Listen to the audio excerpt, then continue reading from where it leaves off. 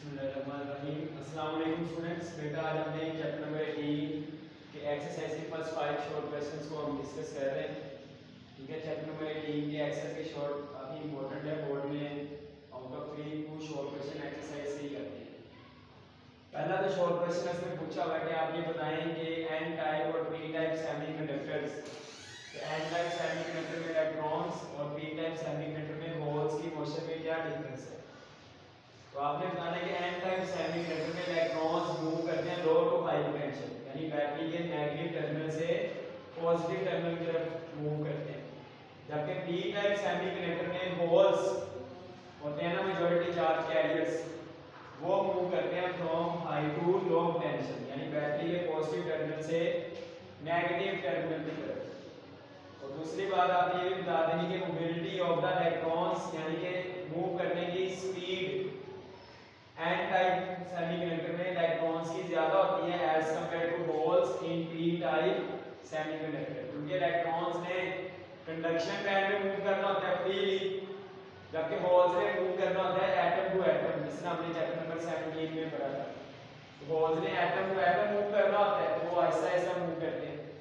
Actually जब एक atom से दूसरे एटम में होल ट्रांसफर होता है तो होल के ऑपोजिट इलेक्ट्रॉन मूव कर रहा होता है। करंट एक्चुअली इलेक्ट्रॉन ही दे रहा होता है होल के मूव करने के दौरान। तो होल्स वाला करंट जो होता है उसकी मोबिलिटी कम होती है, इसलिए होल्स वाले करंट की वैल्यू भी कम होगी। जबकि इलेक्ट्रॉन्स ज्यादा स्पीड से मूव करते हैं, इसलिए इलेक्ट्रॉन्स वाले करंट की वैल्यू ज्यादा होती है एन टाइप सेमीकंडक्टर। तो आपने इसमें इतना ये बताना कि ये पॉइंट्स को हाईलाइट कर देना। दूसरा शॉर्ट क्वेश्चन है कि बताएं आप कि एन टाइप और पी टाइप सब्सटेंस पे क्या चार्ज होता है। तो आपको पता होना चाहिए दोनों न्यूट्रल होते हैं, क्योंकि दोनों न्यूट्रल एटम्स के साथ मिलकर बनते हैं। एन टाइप सेमीकंडक्टर सिलिकॉन या जर्मेनियम के एटम और पेंटावैलेंट एटम के मिलने से बनते हैं और दोनों न्यूट्रल होते हैं। जबकि पी टाइप सेमीकंडक्टर जो होते हैं वो सिलिकॉन या जर्मेनियम के एटम और ट्राईवैलेंट एटम के मिलने से बनते हैं।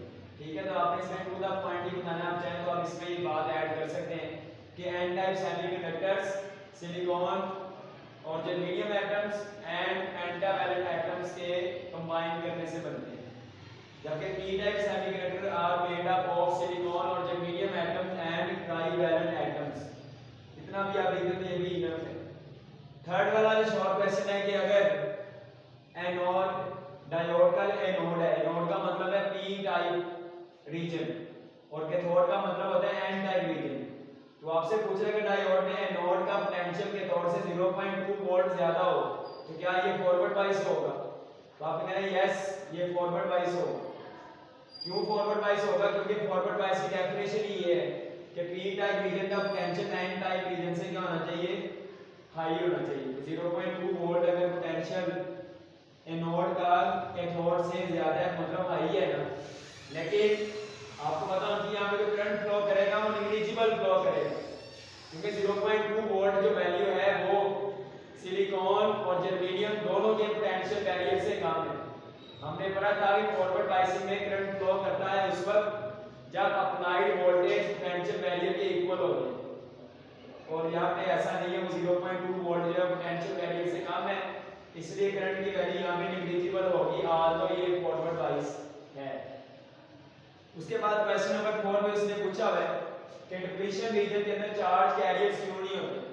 वो इसलिए होते क्योंकि जैसे ही आप देखें हम ट्राईवैलेंट और पेंटावैलेंट डॉपिंग करके पीएन जंक्शन को बनाते हैं, यानी पी टाइप रीजन और एन टाइप रीजन को बनाते हैं, तो इलेक्ट्रॉन्स अपनी रैंडम मोशन की वजह से, आपको मैंने बताया था ना एन टाइप रीजन में मेजॉरिटी में होते हैं इलेक्ट्रॉन्स, चैप्टर नंबर 17 में हमने पढ़ा था ये, और पी टाइप में होते हैं होल्स। थोड़े बहुत इलेक्ट्रॉन होते हैं पी टाइप में जो कोवलेंट बॉन्ड ब्रेक करने की वजह से आते हैं due to increase in temperature, और थोड़े बहुत होल्स एन टाइप में होते हैं, लेकिन मेजॉरिटी में इसमें इलेक्ट्रॉन्स होते हैं, इसमें होल्स।